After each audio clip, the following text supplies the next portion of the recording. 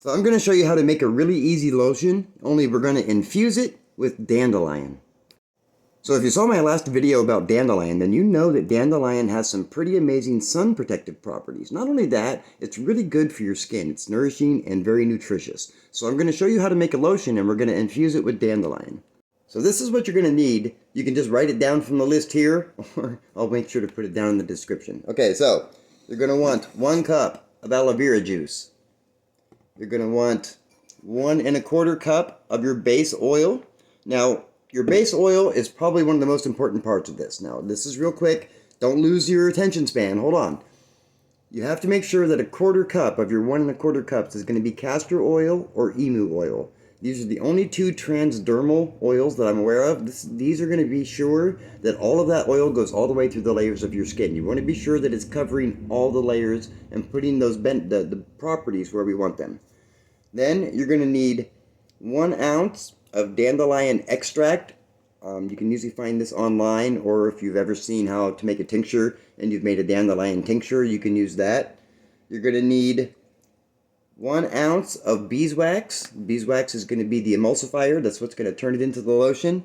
And then you're going to need some dandelion. So you're going to have to either pick it out of your yard. You can either go out in your yard and just grab a dandelion. You're going to want the root, the leaf, the flower, and all. Obviously, you want to make sure that it's not sprayed. If you don't have any that's in your yard because somebody sprays it or whatever, you can get it at your neighbor's yard. You can go to your parents' yard. You can find one somewhere. If you can't do that, you can order it online. Now, you're going to want to make sure that you're using both the leaf and the root. Now, if you're getting it dried, if you're using it wet, use 1 full dandelion, everything. If you're getting it dried, use 1 tablespoon of the root and 1 tablespoon of the leaf as they're cut and sifted. And then you're going to grind them down and make them as fine as possible. Pop them in your coffee grinder, in your blender, whatever you use to chop up your herbs.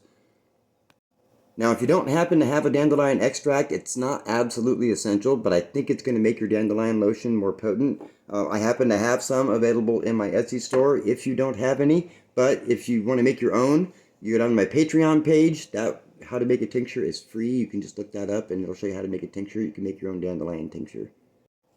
So what you're going to do is you're going to take your dried dandelion or your fresh dandelion, whatever you happen to have, and you're going to put it in a pan. You're going to use stainless steel. You're going to use glass. You're going to use anything but cast iron or aluminum. Those are not going to be good, so use stainless steel. Then you're going to add that to your aloe vera. Now you're going to make a tea out of this. You're going to go ahead, you're going to put this on the stove on very low, put the lid on it. Once it gets hot, once it gets hot enough that you start seeing a little bit of steam, turn it off and just let it cool off. Let it sit there for about 10 or 15 minutes. So once you've made your tea, it's time to strain it. Now the simplest way to do this is I just use an old t-shirt. I'll go to a thrift store and I'll buy a bag of rags, the old cotton t-shirts. They're usually cut into small rags for me. These are perfect for sifting your herbs, any of your preparations that you're making. Just go ahead and sift it through there. Once it's all done sifting,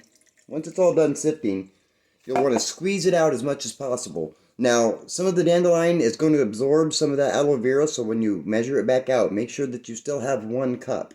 You see, it strains pretty quick. Okay, so now that we have our tea made, as you can see, a lot of that dandelion transferred into the aloe vera, so that's nice and rich. We pulled all the water-soluble compounds out of the dandelion.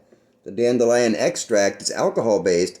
That's going to pull all the fat and oil-soluble compounds out of the dandelion. So we're getting the full spectrum of the dandelion in this one lotion.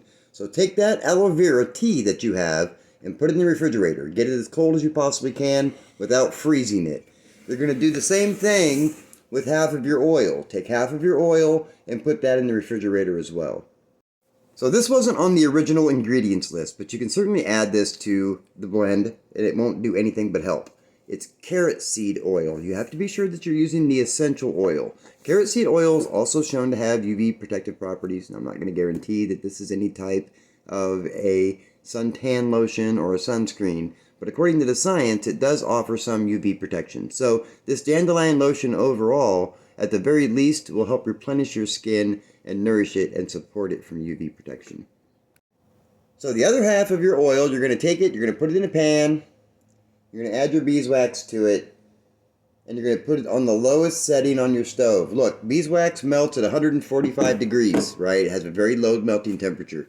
Add your beeswax. If you're using beads like this, make sure you stir it up or it'll clump up and it'll take forever for you to actually mix it. So make sure you keep it stirring.